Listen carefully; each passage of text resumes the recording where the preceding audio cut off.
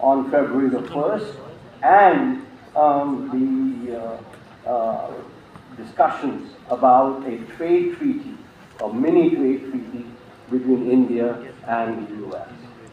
So first, why is there a problem?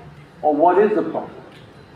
And in my view, the problem is that the policy that is made in India, industrial policy, including very much the problems that MSMEs face,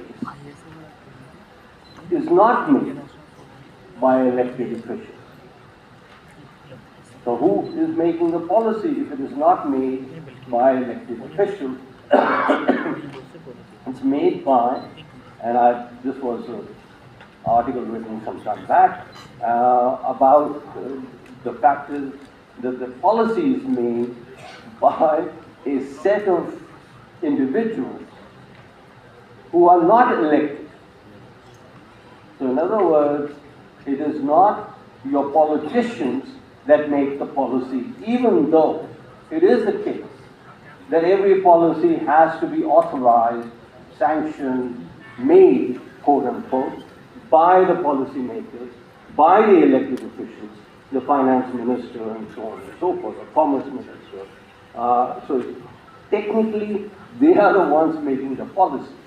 But in reality, in my view, and that's what needs changing, and I'm actually quite optimistic that that change will come soon, but what needs changing is the fact that the policies that have been made, and I will talk only about industrial policies. There are policies towards agriculture, there are policies towards fiscal side, but really I will talk about the policies towards industry.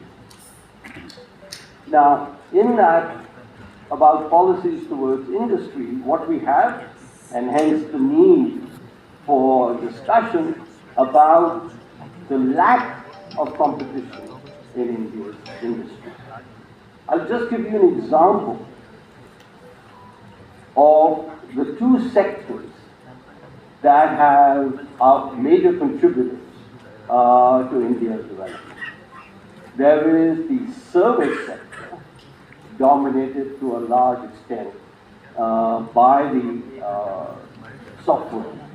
And there is the industrial sector, of which the MSMEs are a part, a micro part, a major part, but the policies towards them is what is not behaving in a fashion that one would like. So, let me continue. So you have these two sectors, and you look at the trade and exports of service-related and manufactured goods. And what we have for the very first time in Indian history, the service-related exports are now higher than manufactured goods exports. What is the dominant part of service-related exports?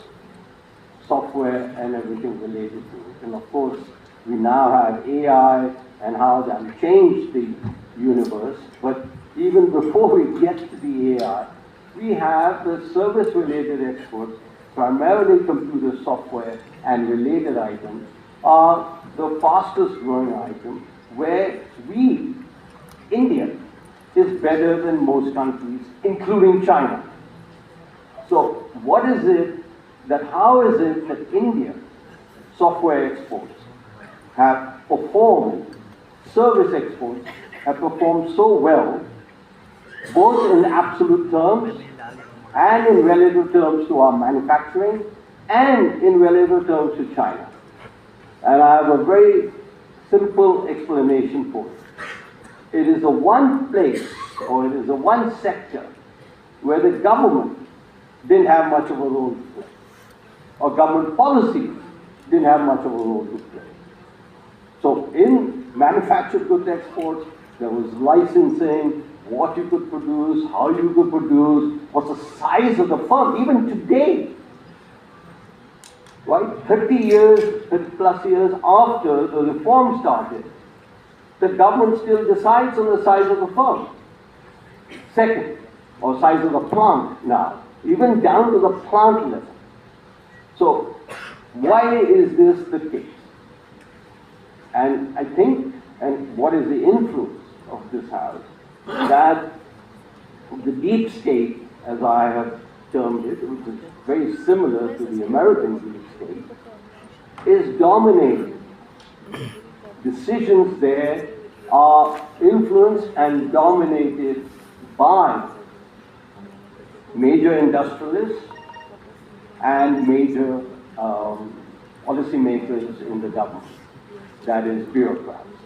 And you know, very interestingly, both Manmohan Singh, Prime Minister Manmohan Singh and Prime Minister Modi, had one of the first things they said when they came to power was that we want to have a lot more lateral entry into the decision making, and we want to encourage a constant inflow and outflow of individuals in the policy making.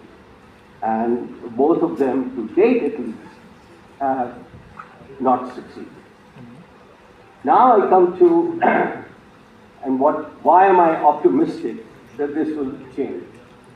This will change because we now have, and all of you have in the industry, whether it is software or whether it is publishing, etc. You know, look at the example of McKinsey. Why is McKinsey, how has it been so successful? McKinsey has been so successful for the last, 30, 40 years, primarily because they are brought in when there is two people or two organizations or two policymakers or two owners, or it can be more than two, I'm just giving that as an example, do not know how to settle their differences.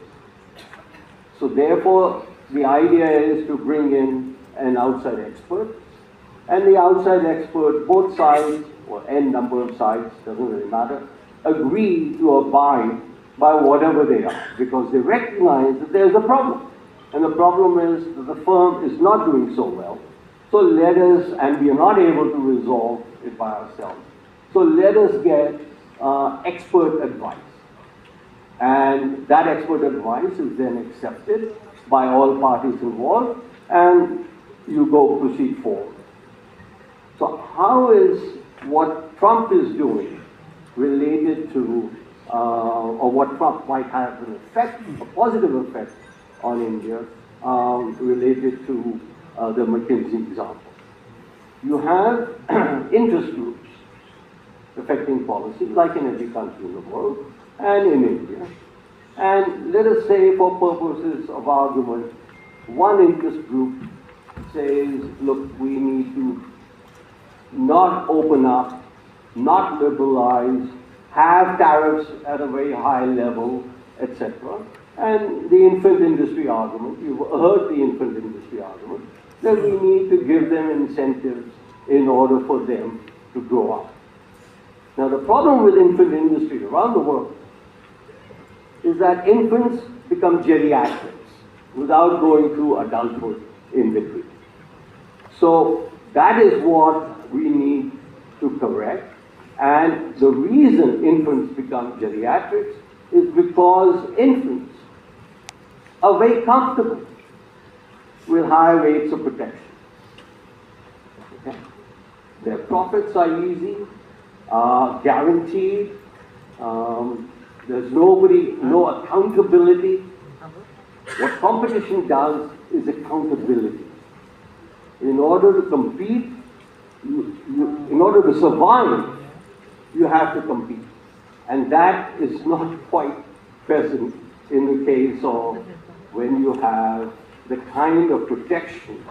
Your profits, you know, protection is basically a protection of your profits. And so why would you go ahead and innovate?